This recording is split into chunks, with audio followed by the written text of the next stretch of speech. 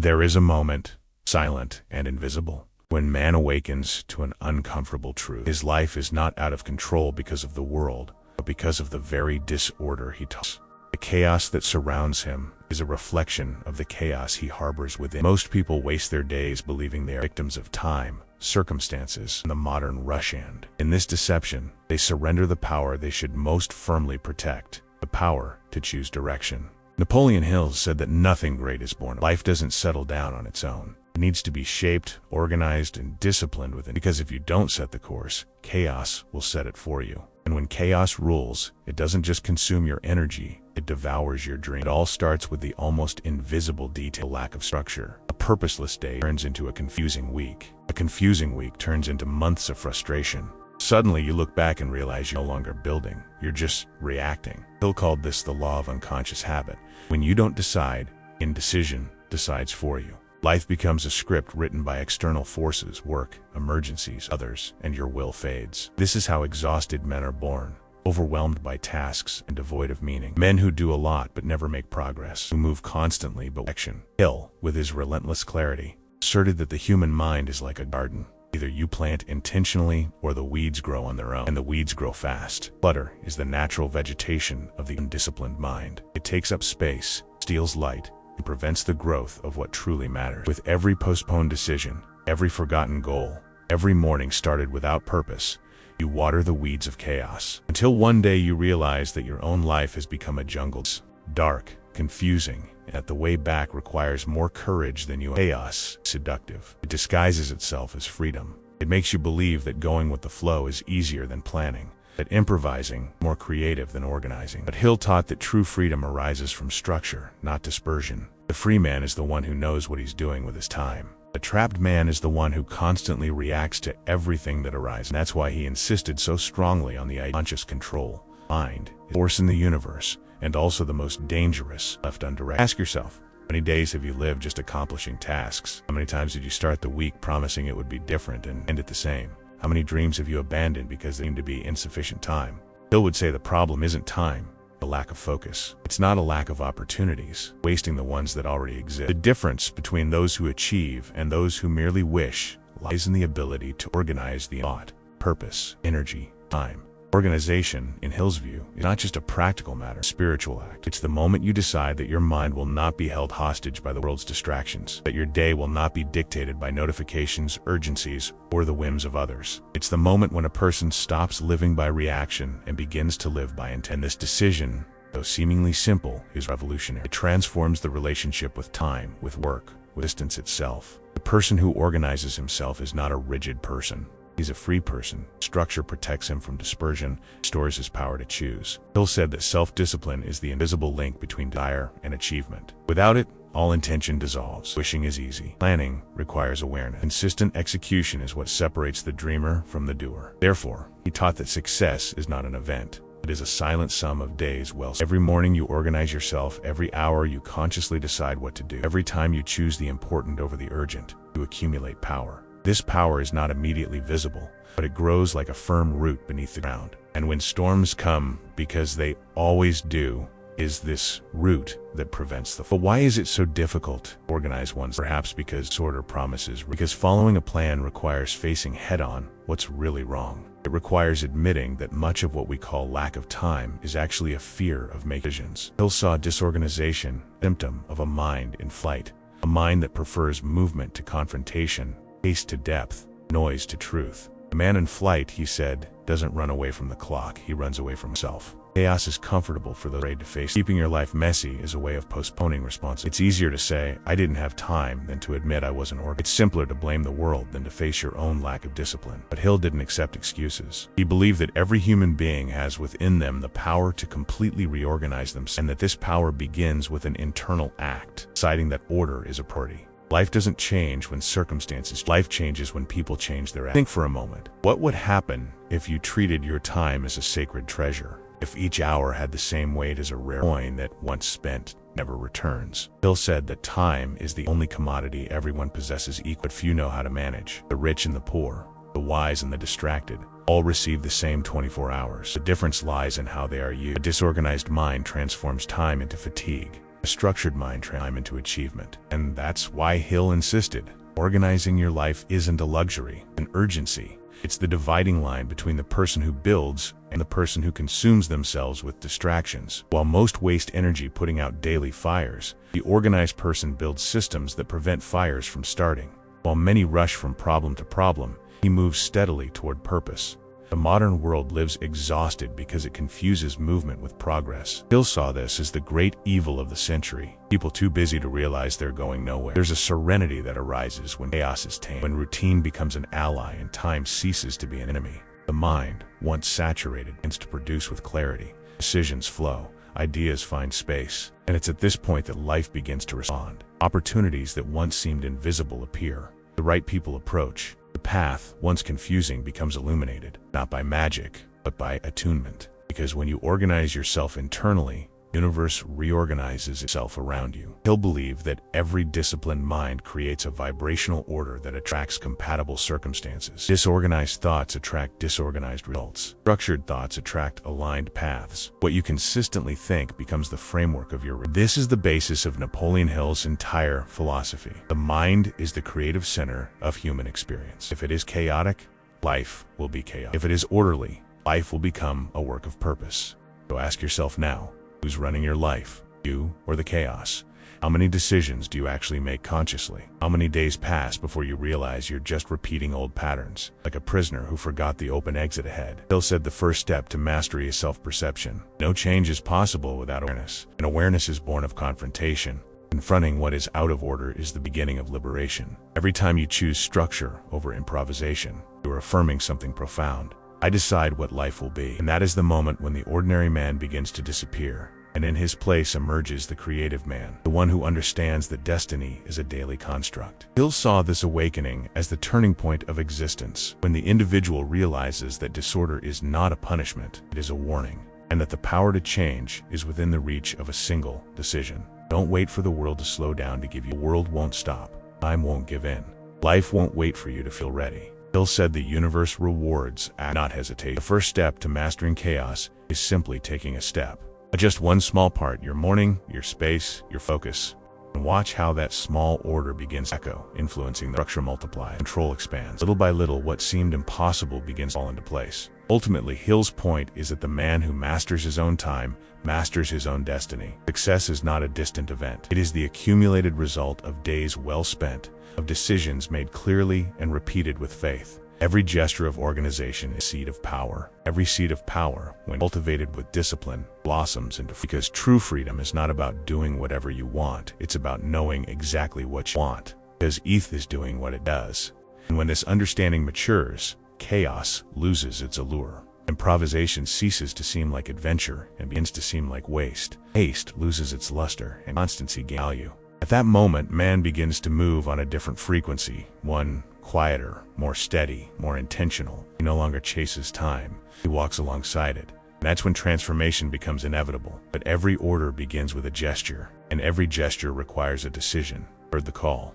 The question now is, will you continue to let chaos decide for you, or will you finally take command? Because, Napoleon Hill would say, the man who controls himself fears nothing. The sound of the alarm clock cuts through the silence. It's 6:42. Man tosses and turns in bed, snoozing the alarm and muttering some excuse to himself. Just 5 more minutes. 5 minutes turns into 15. 15 into 30. When he finally gets up, he's already late.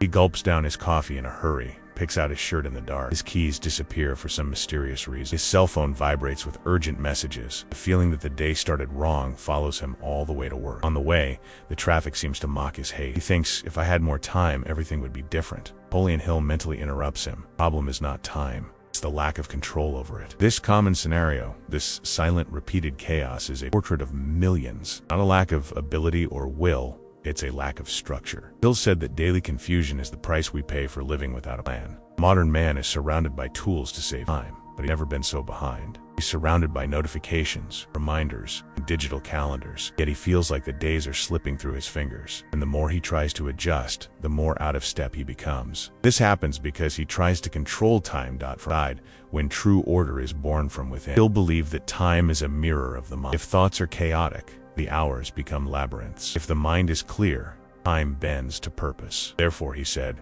It's not the clock that controls you. It's the level of consciousness with which you live each minute. An organized person doesn't have more time. He has more direction. He doesn't run.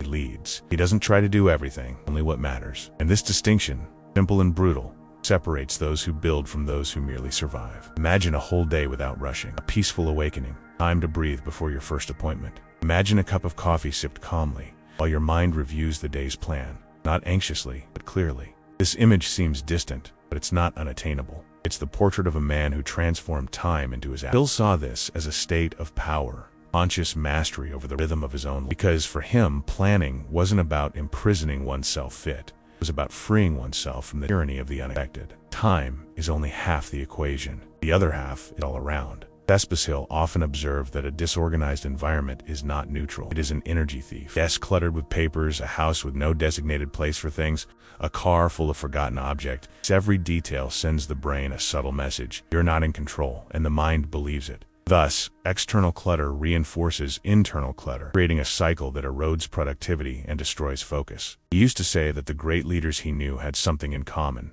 structural simplicity. Their desks were clean, their offices quiet, their spaces clear, not out of vanity but out of mental necessity. Visual overload, the enemy of clarity. When everything is out of place, the brain tires itself trying to process useless stimuli. Therefore, the physical environment more than decoration. It is an extension. The person who organizes their space begins, even without realizing it, organize their own destiny. Some people believe that disorder is a sign of creativity. Hill firmly rejected this idea. He said that true creativity is not born of mess, but off-free space that arises when the mind doesn't need to waste energy on chaos. The artist who lives in mental confusion creates in flashes, not with consistency. The professional who works amidst disorder relies on inspiration but never achieves mastery. Hill knew that mastery is the root of conscious repetition, and repetition requires structure. But there is a turning point that few realize. Organizing time and space is also an emotional. You decide to bring order to your desk, your room, your routine. Something inside you begins. It's as if your body understands it can finally rest, and your mind, freed from chaos,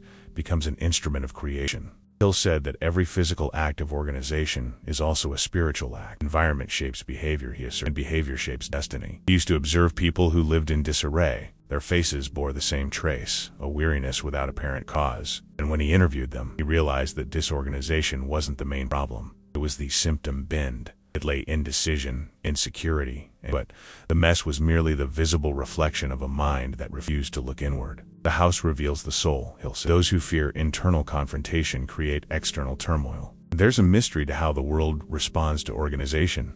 It's as if every act of order generates an invisible wave of synchronicity. Hill observed this with fascination. He once told the story of a man who is in debt, lost among papers, bills, and promises. In a desperate act, he decided to put everything in order. He classified, wrote, revised, reduced, and prioritized. This process took days, but when he finished, he described an almost mystical sensation. It's like a weight. A week later, opportunities began to arrive. He received an unexpected proposal, signed a contract, and gradually his life returned to normal. Hill explained that it wasn't luck, it was consequence. The man didn't just change his environment, he changed the frequency of his own mind. And this is what few understand. Time and space are not neutral. They bend to the energy with which they are treated. When you waste hours or live with disorder, you send the universe a message of care. When you care for your environment and structure your day with purpose, you convey discipline, clarity, and readiness. And the universe, in response, returns opportunities commensurate with this state. Hill called this law of correspondence. The outside always reflects the inside. It's curious how life seems to accelerate when people are disordered. Everything becomes urgent, everything is now, everything demands an immediate response. And paradoxically, or they rush, but when people impose a rhythm on their own time, the world slows down. Things cease to be pressures and turn to being choices. Urgency loses its grip, and peace fits back into the calendar. Hill compared this sensation to piloting an airplane. The landscape remains in motion, those in command feel in control. However, there is something almost mysterious about this transformation. When man organizes himself, discovers that no more hours needs more awareness. It's not the lack of time that drains you, it's the lack of direction. When focus is restored, Time seems to expand. Tasks that once took all day now finish in hours. The weight of decisions lessens because everything has a place, and the fear of forgetting is replaced by the quiet confidence of someone who knows what they're doing. But there's an inevitable test in this process. As soon as you begin to order your life, chaos reacts. Things break, unexpected events arise. People test their limit. It's as if disorder, feeling threatened, tries to prove it still rules. Hill saw this as a sign of progress. Instead, when chaos fights, it's about to lose. This moment demands steadfastness. Man perseveres, chaos dissolves. And when this happens, something extraordinary takes place. A sense of self-mastery. And it is at this point that time and space cease to be enemy. Ally. The clock no longer runs against you, it runs with you. The home ceases to be a place of weariness and becomes an environment of expansion. Life begins to have its own rhythm, natural and productive. And that's when Hill said that man finally comes into harmony with the invisible laws of success, mental clarity, external order, internal purpose, and continuous action. This is the true turning point, realizing that order is not the end, but the beginning. The man who uses time and space to his advantage discovers that, in fact, he has always had power. He was just asleep. And when he awakens, the whole world seems to rearrange itself before him. Because life, as Hill said, is a faithful reflection of the degree of structure that exists within each mind. Chaos is not destiny. It's just a reminder that the time has come to adjust the pace. And perhaps, right now, as you read these words, something inside you is recognizing all. The same call Hill heard decades ago when he realized that success begins with a simple gesture. Put everything in place. Because the man who masters time and space not only organizes life, he awakens the silent power to create his own future. There comes a moment when a man realizes that it's not fatigue that limits him, but lack of control that governs him. He runs, puts out fires, keeps appointments, responds to messages, promises change, but deep down he feels like he's all turning to the same point. Napoleon Hill said that most men live trapped in the illusion. They work hard, produce a lot, make noise, don't move forward. The confusion isn't in the world, it's in the mind. And until the mind is organized, no matter how intense, generates real progress. Hill saw this repetition as a cycle of aimless effort, the visible gear that makes man feel alive, when in reality he's just too busy to realize he's standing still. He taught that order begins with a system, and that the system is the test of faith, as believing in one's purpose is good, but structuring it is what makes it inevitable. A system is a sequence of intelligent decisions repeated without negotiation. It is the bridge between desire and outcome. The man who depends on motivation never gets far. The man who depends on the system gets wherever. Hill saw in this one of the hardest and most liberating truths. Success is predictable, not a coincidence, it's a formula. And within this formula, the central element is applied discipline. Discipline isn't just blind repetition, active awareness. It's waking up every day knowing what you should do, even when you don't feel like it. Hill called this action sustained by vision. He believed that the mind is a river, not contained by firm banks, it spreads, loses strength. System is it prevents energy from dissipating into distractions, from focus being devoured by other people's urgencies. And over time, a person realizes that the system protects them from themselves, from their impulses, their fears, their indecision. But what happens when the system starts to work? What really changes when routine becomes an ally, not a prison? There's something almost mysterious about this turning point. A man who once felt overwhelmed begins to feel. He discovers that control isn't oppression, liberation. And for the first time, he understands what Hill meant when he said that self-discipline is the purest form of self-love, because it's the act of caring for the future with the eyes of the present. In a sense, every system is a pact with itself, a silent agreement between the man you are and the man you want to become. And for it to work, it needs a clear hierarchy of importance. Hill advocated the power of simplicity, 3 daily goals, not 10. Essential tasks, not infinite. He said that the mind is like a ray of sunlight. The more concentrated it is, the more it penetrates. A day filled with irrelevant things is a day that begins with priorities is a building block and construction of destiny. Difference seems small, but the accumulation is devastating. So the inevitable question arises, can you distinguish what is essential from what is merely urgent? Hill said, this is the ultimate test of the man who wishes to master his own life. The urgent shouts, the essential whispers, and the modern world is designed to keep us deaf to that whisper. Every notification, every distraction, just a minute, is a blade that cuts deep. Hill observed that the productive man lives by choices, and the distracted man lives by reactions. No system can survive constant reactivity. The first sign of progress, according to him, is silence. When man begins to say no to commitments that don't add, no to conversations that drain, no to the need to please. Hill saw no is the most liberating word in the human vocabulary, because every time you say yes to the irrelevant, you're saying no to what could transform. A man who learns to refuse wisely stops living to survive, starts living to build. But there's a subtle trap. A system without purpose becomes a prison. Hill knew this. He warned, organization without direction is merely elegant movement toward nowhere. The system should not be a set of empty routines, but an architecture geared toward a defined purpose. It is purpose that gives meaning to effort, keeps people going when motivation wanes. Without purpose, even discipline becomes. With purpose, even sacrifice becomes peace. What if suddenly you stopped right now and looked at your own day? Would you see coherence between what you do and what you desire?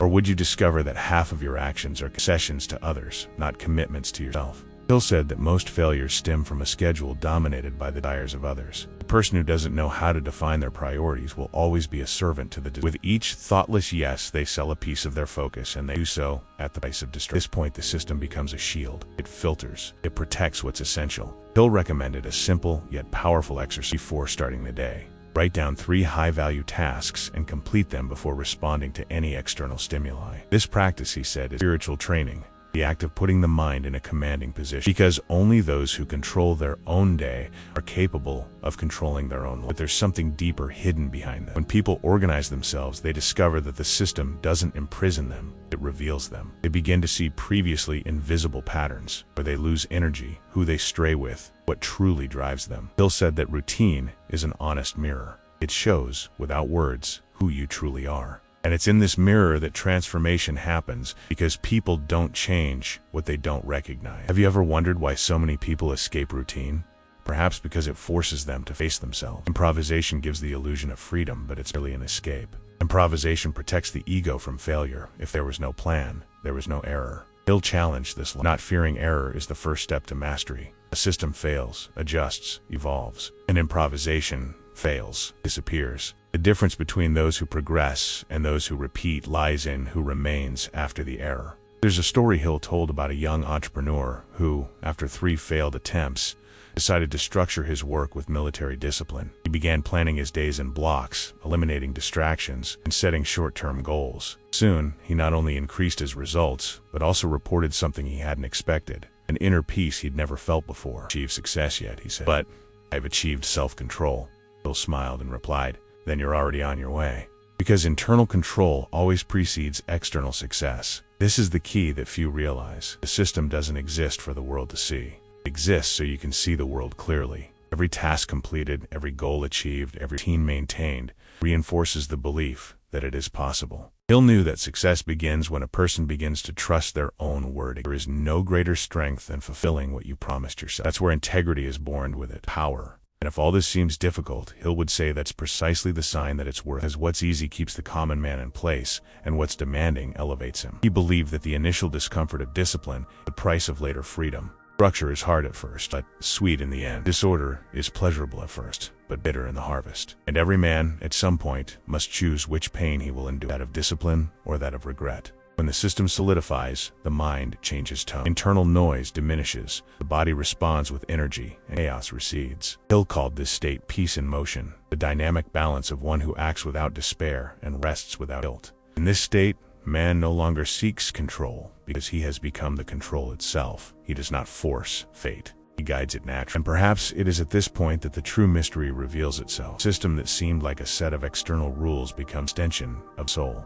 Every habit is a reminder of who you want to be. Every choice is an invisible brick in the legacy you are building. And in the silence of a well-executed routine, man discovers something no shortcut can offer, the unshakable feeling that, finally, he's on the right. Napoleon Hill said that man is shaped not only by his thoughts, but also by the minds that surround him. Human environment for him was an invisible magnetic field that amplifies weakens purpose. He called this the mastermind principle. The energy of two or more people aligned by a common intention creates a force greater than the sum of its parts. This idea seemed almost mystical when it was first presented, but today it is confirmed by neuroscience. Our brains synchronize with those we associate with. Emotions are contagious, habits are replicated, focus shifts. Without realizing it, we become emotional and mental versions of the group we choose. Hill knew that an isolated person may have good intentions, but a person surrounded by elevated consciousness becomes unstoppable. He once told the story of an entrepreneur who, for years, struggled to get his projects off the ground. He had brilliant ideas, but he was surrounded by negative, ironic, and skeptical people.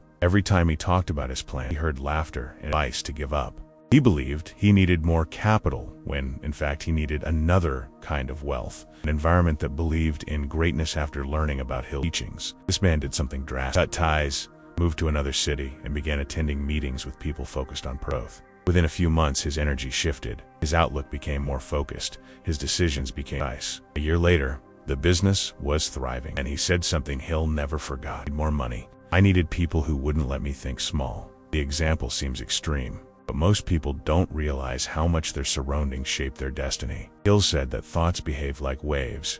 Stronger waves always dominate the weak. If you spend time with people who constantly complain, you'll feel discouraged even for no reason. If you live with people who dream and execute, progress will become natural. This is the law of mental attunement. The person who seeks order must organize not only their time and space, but also their actions, alliances, because disorder often has effect. There's something even more curious. Hill argued that false connections not only delay success, but also interfere with subtle decisions, the ones you believe you're making alone. He observed that after long conversations with pessimists, they changed the tone of their voices, the pace of their speech, even the content of their thoughts. Fear seeped in like an invisible perfume. It was almost scientific, yet seemingly spiritual. Today, we know that the human brain unconsciously mirrors the behaviors and emotions of others. Hill intuited this decades before scientists proved it. He called this contamination collective mental noise and warned, no one builds an empire with doubting minds around them. There are unlikely stories that confirm this law. During the Great Depression, Hill met a young man working in a nearly bankrupt factory. While everyone around him mourned, he spent his breaks reading Hill's books and arguing with a like-minded colleague. The others laughed at them, calling them preachers of hope. 2 years later, the factory closed. But the two friends had learned so much about purpose and planning that they opened a small workshop. In less than 5 years, they became suppliers to the auto industry. Decades later, one of them declared in an interview, "It was that friendship that saved us. When everything was falling apart, we had a conversation that rebuilt our faith." Hill saw purpose as the force that organizes chaos. He believed that a lack of direction is the true cause of modern anxiety. People who don't know what they want live in tension because everything seems important, and the lack of hierarchy causes them to disperse energy until they are exhausted. Therefore, Hill asserted, having a defined purpose is the balance point between reason and faith. It's the master filter that separates what deserves your attention from what should be left behind. Without this filter, even virtues become effort without focus, kindness without criteria, productivity without meaning. But purpose is not an abstract concept. It needs to be translated into concrete questions, and Hill used 3. What do I want to create? Who do I become by creating? Who benefits besides me? These questions change the way we view work, relationships, and even loss. They move us from the position of survivor to the architect of our own existence. Purpose is clear. Time ceases to be an enemy. Space ceases to be using. The right people begin to appear. The universe responds to focus. On the other hand, the absence of purpose attracts the opposite disorder. Hill called this the law of spiritual inertia. A mind that lacks definition is taken over by other people's ideas, and a person without direction becomes fertile ground for the goals of others. How many times have you felt exhausted, not because of what you've done, but because you've carried goals that... How many times have you believed you were progressing when you were only fueling someone else? Hill asserted that the worst slavery is living according to inherited purpose. Freedom begins when you choose your own causes. One evening, a small rural lecture, Hill was approached by a woman who had heard him speak about purpose. She was in tears and explained that she had spent 20 years supporting her husband's business, getting herself. I thought my role was just to help, but I realized I'd lost my way. Hill calmly responded, helping isn't about losing yourself. The collective purpose needs to be born from 2 individuals. Yours fades, ours fades too. This story spread across the country and inspired thousands of women to rebuild their own visions of the future. But there is an even deeper twist in Hill's thinking. Purpose is not just what one seeks, it is what any attraction the mind is in. He described the universe as a kind of spiritual echo. Every clear thought is a vibration that finds correspondence. If your mind vibrates with confusion, you will attract confusion. If it vibrates with purpose, you will attract purpose. This is the basis of the so-called law of mental correspondence, a principle that decades later would be reinterpreted by quantum physics and modern psychology. He'll observe that when a person organizes themselves internally, improbable events begin to occur. People who haven't spoken in years reappear with proposals. Doors that were closed open. Unlikely situations align. He didn't see this as a miracle, but as the result of a mind in tune. Chaos is disorder on purpose. Synchronicity is the reward of clarity. Nothing is coincidence when a person aligns with their greater cause. An interesting fact, in his personal notes, Hill mentioned that over 70% of the people he interviewed during his success studies stated that their greatest opportunities came immediately after a period of personal organization, not luck. They tidied up their offices, resolved pending issues, cleared debts, and ended cycles. Shortly after, something new happened. He called this the reward of open space. When you create order, the universe fills the void with progress. But there's also a dark side to this. As relationships begin to be brought into order, ruptures emerge. Hill warned that this isn't punishment, it's filtering. When a person defines their own purpose, those who don't share that vision naturally move away. And this separation, though painful, is what allows the new to enter. He said that growth is lonely at first, but generous in the end. Temporary loneliness is the price of clarity. And if, upon thinking about this, Hill had a simple answer. Fear is just the signal that you're leaving the known. He believed that all legitimate advancement passes through a territory of uncertainty, and that purpose serves precisely to cross this fog. Without it, man retreats. With it, he moves forward. And as we advance, the world reorganizes itself. What once seemed like an obstacle becomes instruction, and what seemed like loss reveals itself as liberation. When purpose is established, even the system, that set of habits and routines, gains a soul. Tasks cease to be burdens and become stepping stones. Each day ceases to be a test and becomes a step.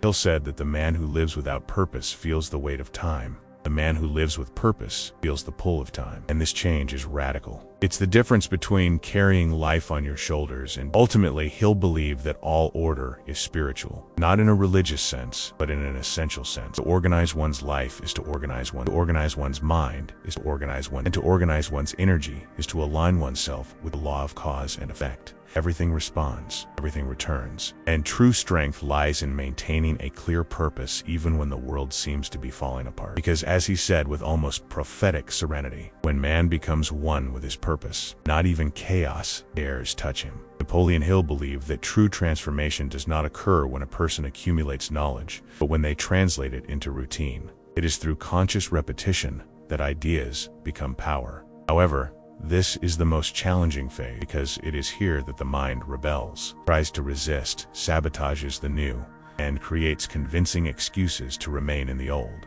Hill used to say that the greatest enemy of change is not failure, comfort. Routine is the territory where greatness is tested. It is where desire is proven, where purpose is sustained, and where character is formed. And for him, routine was not a prison. It was structure, visible frame that protects man from losing himself. It all begins in the first hour of the day. Hill said that morning is the mind's most fertile ground. It's when the unconscious is still open, and the energy of intention can shape the rhythm of everything to come. The disordered person awakens reacting. The disciplined person waiting. They don't throw themselves into the chaos of notifications or whirlwind of urgent matter. They begin the day by defining what will command their attention. Hill taught that what dominates the first hour dominates the entire. A well-spent morning is an invisible army at your service. Therefore, the simple act of waking up with purpose is, in fact, a gesture of power. But the power of routine doesn't reveal itself immediately. At first, it seems boring.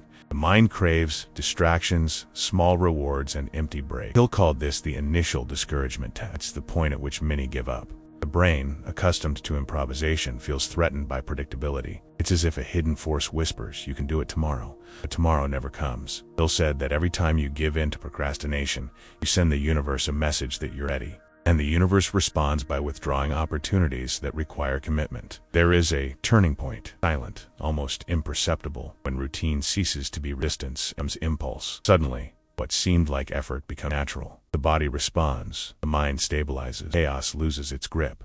This is when man begins to feel a new form of freedom, the freedom of constancy. Hill said that routine is not the enemy of inspiration. It is the ground where inspiration is born. No creative mind flourishes in disorder. No purpose survives without structure. Repetition, when guided by vision, does not limit, it refines. But there's a hidden danger. Routine without introspection. Hill warned that a person can accomplish every task, follow every plan, and still remain empty. Because external organization is only half the equation. The other half is internal mastery, the control of attention. He said that attention is the currency of consciousness. Where your attention is, there's your life. And in the modern world, attention is constantly high. Notifications, pointless chatter, scattered thoughts, all compete for fragments of your energy. A person can appear busy while simultaneously being completely absent from their existence. Hill believed that attention is the mind's most sacred filter. It's what decides what grows and what dies within us. He used to propose a challenge to his students: 1 hour of absolute focus a day. Single hour dedicated to what truly matters. No interruptions, no distractions, no distractions. If you can sustain focus for 60 minutes, you can rewrite your destiny. At first, it seemed impossible. People reported discomfort, anxiety,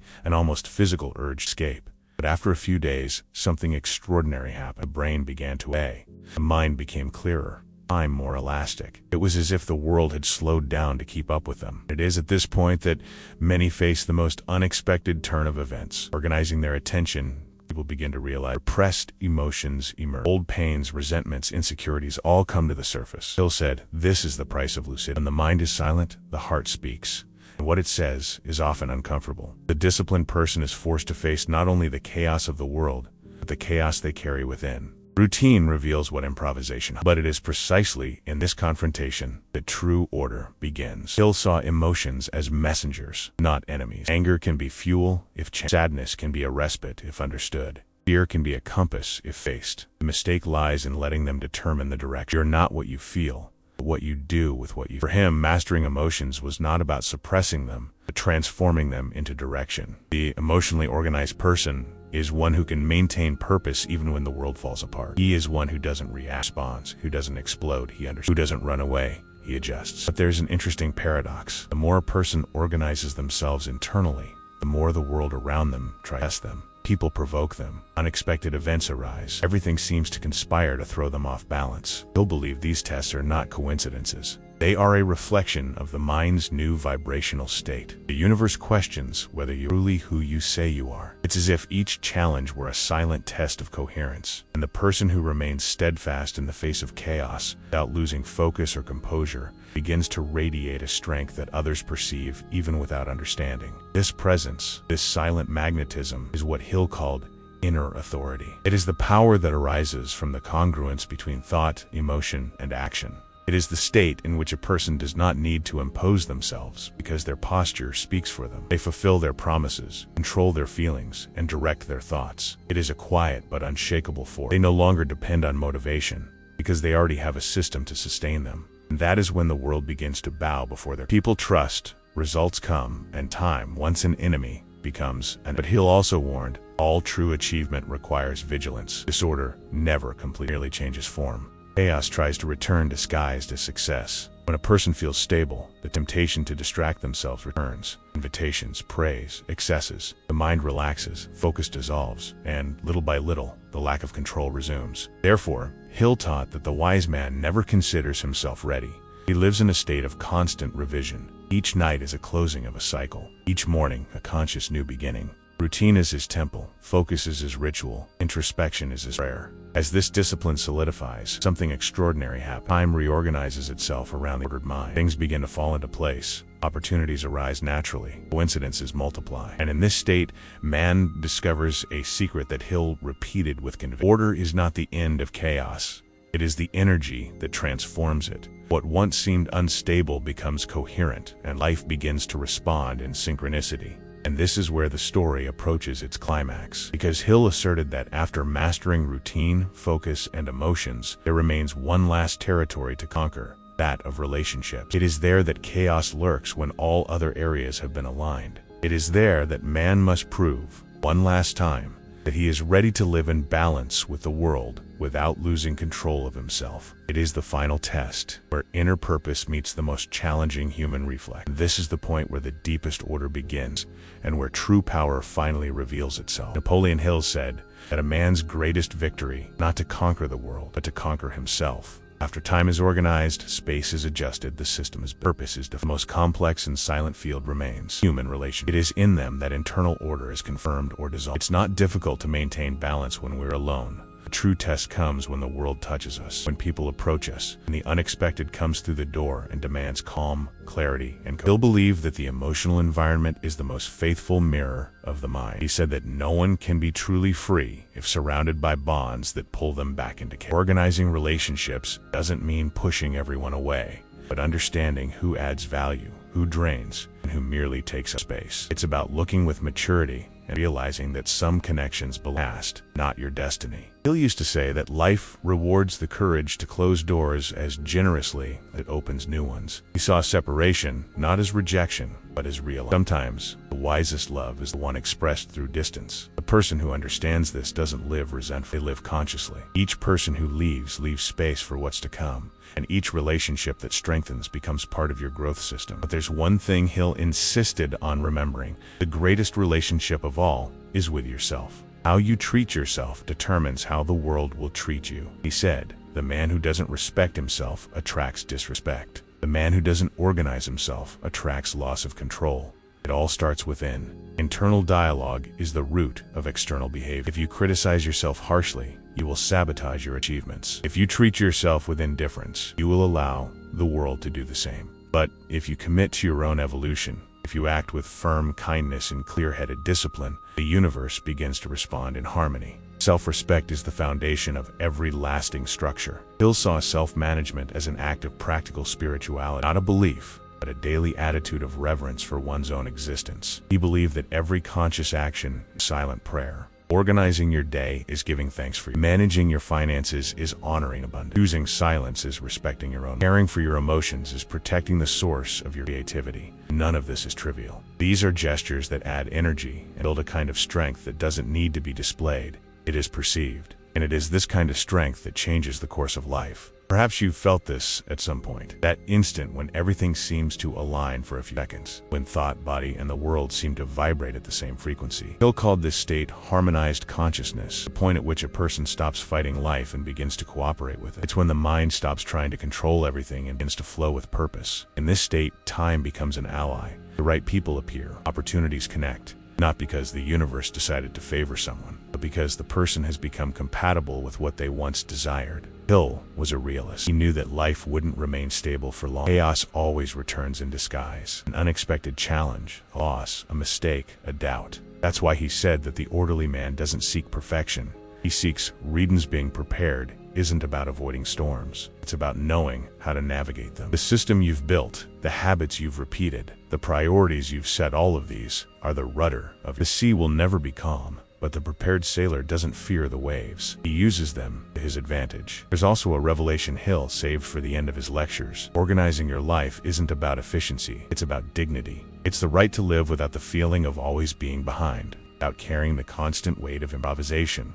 without wasting energy on. It's about looking at the day and feeling proud of what you've built, even if you're still far from your final destination. It's about being the kind of person who inspires confidence, who delivers on their promises, who exudes serenity, because they've found a balance the world can't. Think for a moment about everything that brought you here. Perhaps you've tried to change the world around you, and now realize that true power was always within you. Hill taught that success doesn't begin with big decisions, but with small daily adjustments. It's the coffee drunk in silence to reflect. It's the notebook where you write down 3 priorities for the day. It's the habit of not sleeping without reviewing your choices. It's respecting your own rest. It's controlling what enters your mind, your conversations, your hours. When you put this into practice, the rest of your life begins to reorganize itself. And if in doubt, remember, chaos is not an enemy, it's a teacher. It exists to show where clarity still exists, where the system needs adjustment, where purpose has been lost. Hill said that life corrects those who are willing to. Every mistake is a map, every failure a compass. Those who observe instead of lamenting transform any crisis into, because the disciplined mind doesn't run away from disorder, it deciphers it. Now the path lies before you, simple and powerful.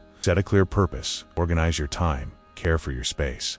Cultivate a routine, protect your focus, understand your emotions, and select your relationships. Everything discussed so far boils down to one principle. Order is love applied to existence itself. When you live with order, the world begins to respond in sync. When you act with intention, opportunities present themselves. When you persevere with faith, the impossible becomes just a matter of time. And perhaps, upon hearing this, something inside you will awaken. A silent desire to begin, not tomorrow, not later, now. So do it. Choose one action, no matter how small.